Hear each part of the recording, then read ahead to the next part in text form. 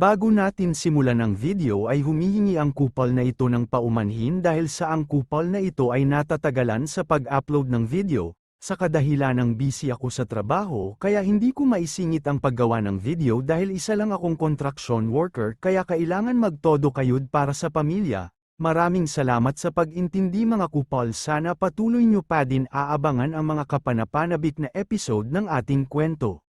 Natapos tayo kung saan pinagpapawisan na tinanong ng bida ang principal kung hindi ba ito nagtataka kung bakit siya naroon sa kabundukan ng Yunnan. Sa pagpapatuloy ay nagkaroon ng katahimikan sa loob ng room habang inaantay nila ang magiging kasagutan ng principal kaya sobra ng kinakabahan ng bida sa kung ano ang sasabihin nito sa kanya. Subalit sa katahimikan nila ay bigla na lang napabuntong hininga ang principal. Sabay sabi na sa nakaraang 2 araw ay biglang nawala ang kanilang vice principal. Pagkasabi nito ay naging tensenado ang bida at labis na kinakabahan dahil baka nalaman na ng kanilang principal na siya ang dahilan kung bakit nawawala ang kanilang vice principal. At ang kapatid nito ay may matalim na tingin sa principal at nagsabi sa isip nito na kung may mananakit sa kanyang kapatid ay papatayin niya ito ng mabilis. Sabay handa sa matatalim nitong kuko handang umatake pag nagkamali ng sasabihin ang principal. Ngunit ang kanilang ipinangangamba ay kabaliktaran dahil nagsaad lang ang principal na kahit na ganon ay patuloy pa din nila ito iimbestigahan, kung ano ang tunay na nangyari at naniniwala ito na inosente ang bida. Dagdag pa niya na oras na daw para palitan ang vice principal ng Qinglong Academy. Nagkatinginan naman ang dalawa dahil sa sinaad ng principal at napasabi ang bida na ang principal daw ay pinoprotektahan siya nito. Habang ito ay umuupo ay kanyang nasabi na ang pagpunta niya sa bida ay hindi lamang kumustahin ang lagay nito kung hindi gusto din ito ipaalam sa bida ang tungkol sa paparating na Nova Tournament. Nagulat naman ito sabay napatanong kung ano ang Nova Tournament. Pinaliwanag naman ng principal ito na ang Nova Tournament ay isang grand competition na inoorganisa ng 4 na malalaking academy, at ito ay ang Qinglong, Baihu, Zhuhai, at ang Xuanwu. Bawat academy ay required na magpadala ng 3 freshman para magpartisipante at ang bawat contestant ay may mga talento na mag-aaral na galing sa bawat academy. At sa kanilang Qinglong Academy ay ang laging pinag-uusapan na pinaka-gifted na mag-aaral at laging sinasabi ng karamihan ay si Ye Xuanying. Pero kahit na ganun ay sa nakaraang taong sa Nova Tournament ay natalo ito ng nagmula sa Baihu Academy na si Li Mokheng at naging pangalawa lamang ito. At may pakiusap ang principal sa bida na sana pumayag ang bida na siya ang maging represent ng kanilang academy para sa darating na competition at dalhin nito ang Qinglong Academy sa tagumpay. Dagdag pa niya na ito ang pambawi ng bida sa hindi niya nasalihan na freshman competition. Subalit sinabihan lang siya ng bida na hindi pa niya alam ang kabuoang requirement patungkol sa Nova Tournament. Sinabi naman nito ang kondisyon para makasali at ang unang kondisyon ay dapat ang isang partisipante ay may 2 beast at ang ikalawang kondisyon ay dapat ang participant ay isang 2-star beast tamer. Tumayo na ang principal at hinawakan ang 2 balikat ng bida sabay sabi na ang competition ay sa susunod na buwan na kaya naniniwala ito na magiging qualify na ang bida pagdating ng araw na yon. Dahil dito ay naalala ng bida ang kabutihan sa kanya ng principal. Pagkatapos ay nagliyab sa determinasyon ang kanyang mga mata dahil ayaw niyang mapahiya ang principal, at hindi lang yun gusto din daw niya na malaman ang lakas ng Baihu Academy na siyang tumalo kay Ye Xuanying. Pagkatapos niyang mag-isip ay masaya niyang sinabi sa principal na wag na itong mag-alala dahil ang unang pwesto sa Nova Tournament ay tiyak na mapapasa kanya. Pagkatapos nun ay lumipat na ang eksena kung saan naglalakad ang bida sa kabundukan ng Yunnan suot pa din ang paborito nitong damit. Habang ito ay naglalakad ay napaisip ito na may 2 na itong beast pero si Lulu ay isang national wanted kaya hindi niya daw ito pwedeng i-summon sa publiko. At si Black Fang naman ay isang 3rd stage pa lang na may initial form at di pa daw nito kayang i-handle ang ganong competition. Kaya sa gabi daw na ito ay oras na do ni Black Fang para mag-breakthrough at mag-advance. Pagkatapos ay pinalabas niya si Black Fang at pagkalabas nito ay yumalulong ito ng malakas sabay labas sa malakas nitong aura. Kasunod nun ay hinawakan niya ang kanyang space ring kaya kuminang ito. Mula dito ay pinalabas niya ang item na kanyang binili kaya naging masaya ito at nagpasalamat dahil siya ay nagpunta dito na preparado. Saad pa niya na pagkatapos niyang lumabas ng hospital ay ginamit niya ang kanyang Skyscape Guild salary bilang isang Beast Doctor upang makabili ng Fire Element Nutrients at Evolution Material. Ang iba daw dito ay reward sa kanya galing sa Yin Nanshan Trial at Freshman Rankang Competition. Kaya tinapik niya si Black Fang at sinabihan na ito ay sapat na para sa kanyang evolution. Kasunod nun ay sinabihan niya ito na kaya na niya itong lahat kaya natuwa si Black Fang at kita sa kanyang mata na sabik na ito nakainin ang lahat. Wala na itong pinalampas pa na oras at agad nang hinigup ang lahat patungo sa kanyang bibig. Kaya nagsisilipara na ang mga ito at sabay-sabay na pumapasok sa kanyang bibig. At habang kinakain niya ito ay unti-unting tumitindi ang kapangyarihan na lumalabas dito kaya sinigawan siya ng bida na magpakatatag ito. Maya-maya pa ay pinalabas ng bida si Lulo dahil sa ang pag-advance ni Black Fang ay nagdadala sa kanya sa pagiging berserk kaya sinabi niya kay Lulo na protektahan siya nito. Naagad naman nitong sinang-ayunan habang nagugulat. Si Black Fang naman ay napasok na sa berserk nagliliyab ang mga mata nito habang nagpapalabas ng napakatinding kapangyarihan at pinakakalma naman ito ng bida. Subalit din ito makontrol ang kanyang sarili dahil sa labis na kapangyarihan nito kaya sinugod nito ang bida pero agad naman itong naharang ni Lulo. Napaluhod naman ang bida dahil sa impact ng atake ni Black Fang at nangangalit ito dahil sa ramdam niya ang sakit na dinaranas ngayon ni Black Fang. Kaya humiling ito ng divine protection para mag-aid si Black Fang. Agad niyang tinanong ang system kung gaano katagal bago matapos ang evolution ni Black Fang kaya makita na ang evolution progress ni Black Fang na nasa 30% pa lang. At sunod-sunod na notification ang lumabas na ang evolution progress bar ay nasa 58%, 73%, 70%, 80%, 70%, 72% hanggang sa umabot na ito sa 79%. Na-stock lang ito sa 79% kaya napapatanong na lang ang bida na baka ang evolution ni Black Fang ay nag-failed. Subalit maya-maya pa ay lumitaw na ang binti ni Black Fang na may malakas na aura at nagbago na ito kaysa sa dati. Kasunod nun ay buo nang makikita si Black Fang kaya nasigaw ng bida na ito ay tagumpay sa pag-evolve. Pagkatapos ay makikita natin ang information ni Black Fang na lumitaw mula sa system. Name, Hell Netherwolf, at mula sa initial form ay naging mature form na ito na level 1. Habang pinagmamasdan siya ni Black Fang na parang nagyayabang ay sinabi ng bida habang nagugulat na may bago na naman daw na attribute ang na-awakened ni Black Fang. At dito makikita natin ang na-awakened na attribute ni Black Fang. Pangalan, Hellwolf na may level na mature form na isang tier 1 at bloodline nito ay epic.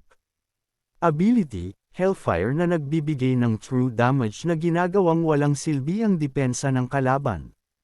Demonic Power, ito ay nag-boost ng attack at defense at ginagawang 50% ang deal damage sa kanyang health. At ang attribute nito ay Fire, Wind, Darkness, at Demon. Labis naman nagugulat si Lulo dahil sa na-awakened ni Black Fang ang demonic attribute. Kaya napapatingin na lang ito sa bida at napapasabi na ang ito daw ay isang one-of-a-kind beast tamer. Maya-maya pa ay niyakap ito ng bida at kanyang sinabi na napakalakas na daw nito. Nagsalita naman si Lulo na oras na daw para mag-contract ito ng bagong beast nagtanong pa ito kung ano na ang plano ng bida. Lumingon lang ito kay Lulo at bago pa ito makapagsalita sa kanyang plano ay lumipat na ang eksena kung saan nakasalubong nito si Yanran, At nagpasalamat ito dahil sa tulong nito sa kanya sabay naala niya nung hinatak siya ni Yanrang para bumili ng kailangan nito dahil sa narinig daw nito na kasama siya sa paparating na Nova Tournament. At bilang tugon ay ngumiti lang ito sa kanya. Subalit maya-maya pa ay kuminang ang mata nito sabay sabi na nagsisimula na naman daw ang bida na magpasalamat sa kanya. Wag na daw ito magpasalamat sa kanya dahil siya ay kanyang brother kaya ang problema daw ng bida ay kanya ding problema at ito daw ay isang beast lang. Maya-maya pa ay dumating na sila sa beast market at masayang sinabi ni Yanran na bilhin daw ng bida ang kahit na anong gusto nito at siya daw ang magbabayad nito. Pagkapasok nila ay nakita sila agad ng isang babae at nakilala nito si Yanran. Kaya masaya niya itong binati sabay sabi na kung naghahanap ba ito ng electric elixir or lightning crystal. Sinaad naman nito na ang kanyang brother ay magko-compete sa susunod na buwan kaya nagpunta sila dito para makahanap ng nararapat na beast para makontrata nito kaya tinanong niya ang babae kung may mairerekomenda ba daw ito sa kanila. Masaya naman sinabi nito na siya na ang bahala basta magtiwala lang sila sa kanya. Maya-maya pa ay tinawag niya na gwapo ang bida tulad ng nagre-recap nito at nirekomenda niya ang isang beast na nasa kanyang likuran. At ito ay isang demonic red spider at ang atake nito ay mas mataas sa beast na kasing level nito. At isa pa na nirekomenda nito ay ang shadow tiger ito daw ay mabilis at nagdeal ng bonus damage pag ginamit nito ang stealth. Bago pa man ito magbatuloy sa kanyang ginagawa ay tinawag na siya ni Yanran. Dahil sa ayaw niya ng mga mahihinang pagpipilian at nakiusap ito na ipakita sa kanila ang high-class beast dahil babayaran niya ito kahit na magkano. Naintindihan naman ito ng babae kaya agad na niyang bubuksan ang isa pang pinto sabay sabi na dahil sa si Miss Chin na daw ang nagsabi ay hindi na niya ay tatago pa ang kanyang kayamanan mula sa kanila. At nang mabuksan na niya ito ay masayang pinakita sa kanila ang kanyang kayamanan na mga top tier na beast. At habang bakikita nila ang mga beast na nasa loob ng capsule ay tinanong ng babae kung may kahit na isa lang dito na nakakuha ng kanilang pansin. Habang tinitignan ito ng bida ay lumalabas ang mga stats ng mga ito at nasabi pa niya na ang underground na Pongolan na ito ay may kahanga-hangang stats. Nagpatuloy pa ito sa pagtingin-tingin sa paligid. At bawat makita nito ay labis niyang hinahangaan dahil sa taas ng mga stat ng mga ito. Napasabi pa ito sa kanyang isip na ang isa sa mga ito ay may hidden bloodline. Sa kanyang malalim na pag-iisip ay bigla siyang tinapat ni Yanran sabay sabi na kung ano ang problema nito at kung wala daw ba ni isa sa mga ito na nakakuha ng kanyang interes. Maya-maya pa ay nagsaad na ang babae na napaka-dami daw na top-tier beast dito at ang bida daw ay hindi pa din satisfied sa mga ito at tinanong pa niya kung anong uri ba ng beast ang hinahanap nito. Sabihin lang daw nito sa kanya kung ano ang kailangan nito. Sa gitna ng kanilang pag-uusap ay biglang may tumawag sa babae dahil ang bagong stock nila ay dumating na. At dito makikita natin ang kalbong lalaki na may daladalang maliit na kulungan at dito ay may nakakulong na dalawang maliit na beast na parang mga fairy. At nagsaad pa ang kalbo na habang nakangiti ng cute na isa da ito pinakamalakas na beast na kanyang nakita. Dito ay malalaman natin na ito ay isang elven type. Nagsalita naman ang bida na sa pagkakaalam daw niya na ang beast na ito na elven type ay mako-consider na isang useless kaya nagtataka ito kung bakit ito binibenta. Bumulong naman si Yanran sa kanya na karamihan daw ay sinusubukan na ibenta ito bilang isang combat beast pero walang kahit na sino ang gustong bilhin ito. Kasunod nun ay ginamit na ng bida ang kanyang mata at tinitigan niya ito ng mabuti para makita ang mga stat nito. Nang mapagmasdan niya ito ay lumitaw na ang stats nito at ang pangalan nito ay Water Pixie na may level na initial form, tier 1. May bloodline na low, at wala pa itong skill at ang attribute naman nito ay water. Wala din itong ability pero may hidden bloodline and angel's blow upline at mythical. Kaya napapasabi na lang ito sa kanyang isip sa pagkakaroon ng pixie na ito ng isang angel bloodline. Kasunod nun ay lumingon ito kay Yanran habang nakangiti sabay sabi na gusto niya itong bilhin. Labis naman na nagulat si Yanran dito at kanya na lang nasabi na kung ano daw ba ang iniisip ng bida.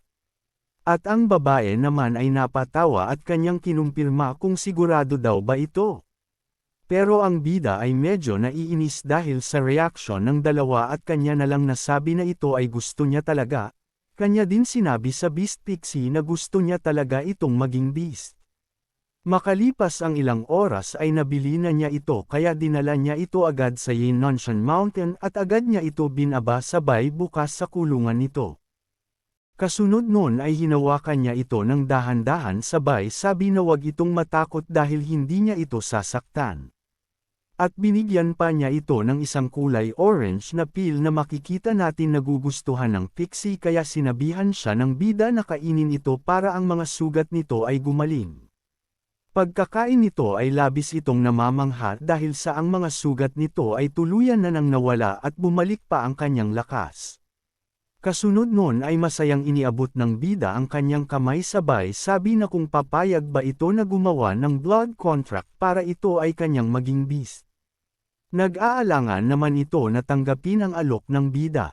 Pero naalala nito ang kabaitan sa kanya ng bida kaya napapaisip ito ng malalim. At di kalaunan ay lumapit na ito sa kamay ng bida at handa nang tanggapin bilang kanyang master ang bida. Natuwa naman ang bida sa paglapit nito dahil ibig sabihin nito ay pumapayag na itong maging beast niya ito. Kasunod nun ay pinatak na ng bida ang dugo nito na agad naman sinasalo ng pixie. Habang pumapatak ang dugo ng bida sa ulo nito ay team itong nag-aantay at buong puso na tinatanggap ang bida na kanyang maging master. Pagkatapos ng blood contract ay masayang lumilipad ang pixie sa paligid ng bida. Pero tinawag ito ng bida at kanyang sinabi na dahil tinanggap nito ang blood contract ay ang ibig sabihin nito ay tunaggap din sa nito bilang kanyang master. Habang nakadapo sa kamay niya ang pixie ay masaya niyang naisip na pagkatapos mag-form ng blood contract ay ang ugnayan ng beast at teamer nito ay mas lumalakas. Kasunod nun ay may nilabas ito at masayang sinabi sa pixie na ito ay isang awakening crystal at kinuha niya ito para sa kanya at pag ito ay kanyang kinain ay mag-e-evolve ito. Agad naman itong kinuha ng pixie nang walang pag-aalanlangan sa kanyang isip. 1 At agad na niya itong kinain at sa unang kagat pa lang dito ay nabigla ito dahil may naramdaman ito sa kanyang sarilim. Nabitawan niya ang crystal at biglang namutla na parabang may naramdaman ito na di nais. Kasunod nun ay niyakap niya ang kanyang sarili habang tinitiis ang sakit na nararamdaman dulot ng pagkain sa crystal at ito ay unti-unting nagbabago ang aura sa kanyang paligid. Ni-share naman siya ng bida at pinapalakas nito ang loob ng pixie. Habang sinasabi na kaya niya ito at tiisin lang nito ng konti ang sakit dahil hindi na ito magtatagal pa. Maya-maya pa ay nagkaroon ng pagsabog ng dilaw na kapangyarihan na umalangaw sa buong bundok at umaabot hanggang sa kalangitan. Agad na lumabas si Lulo para protektahan ang bida sa malakas na puwersa na humahagupit sa loob ng kabundukan na dulot ng pagbabago ng pixie kaya tinanong ni Lulo kung ayos lang ang bida. At habang nahihirapang harapin ni Lulo ang malakas na hagupit ay matatag na sinabi ng bida na ayos lang siya at wala itong dapat na ipag-alala. Maya-maya pa ay makikita natin ang pixie na nababalutan ng parang pagan ng paro-paro habang nagpapalabas ng dilaw na aura. Kasunod nun ay nawala ang pagan at lumabas mula dito ang isang babaeng may 4 na pakpak na natutulog. Di kalaunan ay gumising ito at iniunat ang 4 at malalaking pakpak at may hawak na 2 sandata sa 2 kamay nito na may nakamamanghang postura ng katawan. At sa harapan ng bida ay lumitaw ang screen tungkol sa mga information ng beast. Pangalan Holy Angel of Light, Rank, Initial Rank 1, Bloodline Angel Blood Mythical, Talent, Sacred Light Shield Dispel Negative. Pagkabasa sa information na ito ay labis na kasiyahan ang nararamdaman ng bida. At habang tinitignan ang bago niyang Beast Angel ay kanyang sinabi na pag siya ay maging 9-star Beast Tamer ay ito ay maari nang mag-evolve bilang 12-winger Seraphim. At bago pa niya makalimutan ay kailangan daw niya itong bigyan ng pangalan bago common daw ang kanyang hidden bloodline ay may pangalan na daw ito na Water Pixie. Kaya paano daw kung papangalanan niya itong Freya? Dito pinaliwanag sa atin na sa Greek mythology ay ang pangalan na Freya ay nauugnay sa water spirit hindi sa Mobile Legend Bangbang. Pagkapangalan dito ay agad itong bumaba at lumuhad para magbigay galang sa kanyang bagong master. At habang ito ay nagbibigay galang ay sinabihan siya ng bida na sa mga sandaling ito ay lalaban sila ng sama-sama. Maya-maya pa ay nagsalita si Lulo na nakuha na daw nito ang isang hakbang papunta sa Supernova Tournament. Na agad naman sinang-ayunan ito ng bida. At habang nakangiti ay masaya niyang sinabi na ang susunod daw na hakbang ay magiging 2-star Beast Tamer siya. Pagkatapos ay makikita nating ang guro sa office na malakas na hinampas ang lamesa nito. At nagagalit ito dahil sa gusto nito na mag-take ng exam para sa 2-star Beast Tamer. Masaya naman tumugon ang bida na ang Supernova Tournament daw ay magsisimula na kaya gusto niya itong gawin sa lalong madaling panahon. Medyo nalulungkot naman ang guro at napapatanong kung bakit ang mga kabataan ngayon ay masyadong nagmamadali na lumaki. Dagdag pa niya na ang dalawang magkapatid na nagmula sa Morong Clan ay nakapasa na sa 2-star Beast Tamer nung nakaraang 3 araw. Maya-maya pa ay pumayag na ito at may iniabot ito na parang relo sa bida at kanyang sinabi na pag umabot daw ang spiritual power level nito sa kinakailangan ay papayagan na niya itong kumuha ng exam. Na agad naman kinuha ng bida. Masaya niya itong isinuot at masaya din nagsaad ang isa pang guro sa gilid na makikita daw nila ngayon kung gaano kataas daw ang spirit power ng bida kung capable daw pa ito para kumuha ng exam, kasunod nun ay nagsisimula ng tumataas ang numero na nakukuha nito na lumampas agad sa kinakailangan spirit power pero tumataas pa ito ng tumataas. Hanggang sa umabot na ito sa 2,583 na labis na kinamangha ng dalawang guro at kung hindi daw nila ito nakita sa sarili nilang mata ay di ito maniniwala. Napaseryoso naman ang guro at nagsaad ito sa kanyang isip na sa normal ay pagkatapos mag-evolve ng beast ay tataas din ang spirit power ng master nito. Pero ang spiritual power ay level para sa 2-star Beast Tamer ay umaabot sa 2,000 hanggang sa 3,000. Kaya masaya ang guro na binati ang bida at ngayon daw ay pinapayagan na niya itong kumuha ng exam. Agad naman nagpasalamat ang bida sa kanyang guro. Pagkatapos ay masisilayan natin ang isang helicopter na lumilipad sa itaas ng Blood Mist Canyon. At huminto ito sa itaas at bigla mayroon nagbukas ng pinto nito na parabang tatalon ito mula dito. Ang nagbukas pala ng pinto ay walang iba kundi ang bida at napatanong ito sa sarili na dito daw pala gaganapin ang exam. Maya-maya pa ay nagsalita ang principal sa pamamagitan ng headset nito sa tenga at kanya sinabi na dumating na ito sa entrance ng Mist Canyon kaya ang 2-star Beast Tamer exam ay magsisimula na. Bago pa siya tumalon ay nagsaad din ang guro nito na ang Blood Mist Canyon ay puno ng magical beast kaya pag nakaharap daw ito sa mga malalakas na beast ay wag ito magpadalos-dalos. At magpadala ito agad ng distress signal para matulungan ito, dinaman ito nakinig at sinabi lang niya sa principal na siya ay handa na sa pagtalon. Nagsaad naman ang principal na ang misyon ng bida ay sa pamamagitan ng canyon at pag naabot na nito ang kabilang dulo ay tagumpay na ito sa exam kaya nagbigay na ito ng hudyat para simulan ang exam, kasunod nun ay tumalon na ang bida mula sa helicopter. Hanggang dito na lang muna ang ating video at kung nagustuhan mo ang video na ito ay palike naman po ng ating channel para ganahan ang kupol na ito, at pasubscribe na din at pindutin ang notification bell para updated ka sa susunod na episode. Maraming salamat po.